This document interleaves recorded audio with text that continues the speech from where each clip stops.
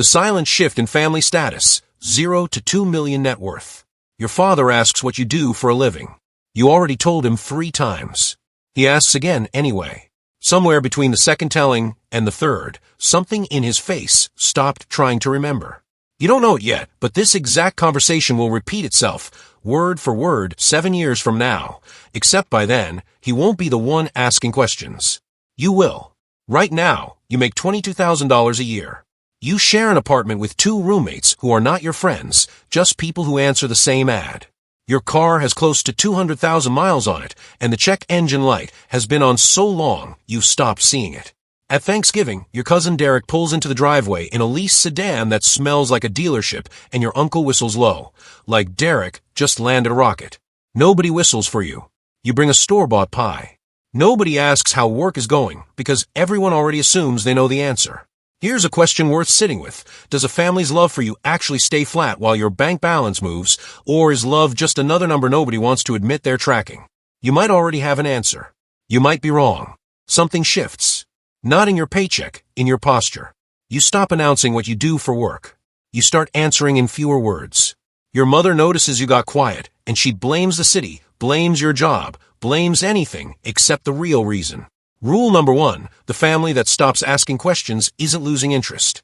It's losing a shared language. You take a second job. Weekends disappear. You eat cereal for dinner 3 nights a week and don't tell anyone, because telling anyone would mean admitting the math doesn't work yet. Derek gets engaged. The engagement party has a live band. Your gift is store-brand wine wrapped in tissue paper you already had. Your father hugs Derek longer than he hugs you. You count the seconds. You always count the seconds now. Something shifts. Not in the room, in the way you stand in it.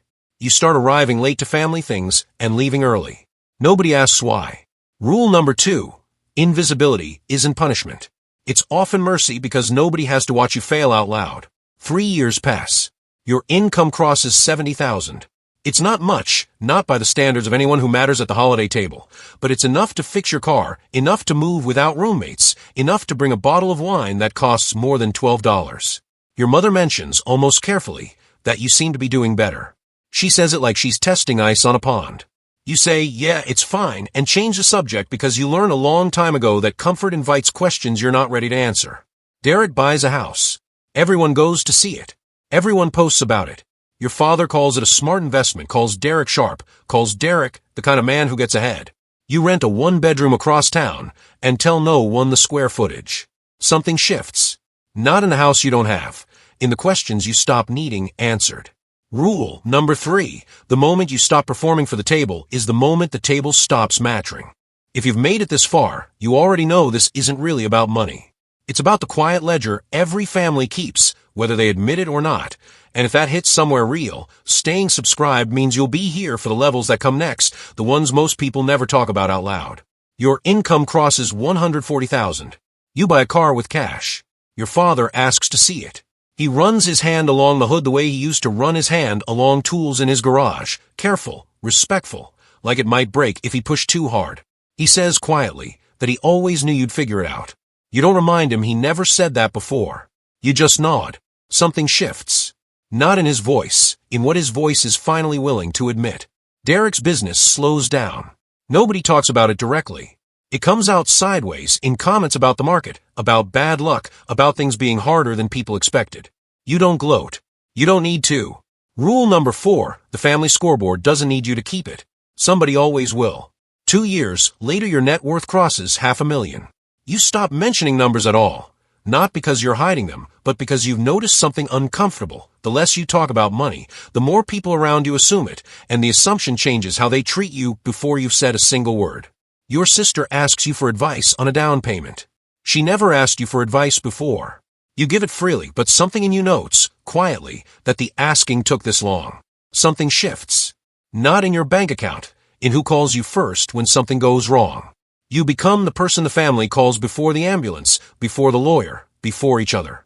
You'll understand this later, but not yet. Being needed and being known are not the same thing, and one of them is far lonelier than the other. You cross $1 million in net worth on an unremarkable Tuesday. No one throws you a party, mostly because no one else knows the exact day it happened. You tell your wife. She hugs you, and it's real, and it's quiet, and it's the only celebration you actually want. Your father finds out weeks later, almost by accident, from a comment you make about an investment. He goes very still. He says low that he wishes his own father had lived to see this. You'll understand this later, but not yet. That sentence is the closest thing to an apology he has ever given you for every year he didn't ask. Something shifts. Not in the family group chat, in who starts leaving it unread.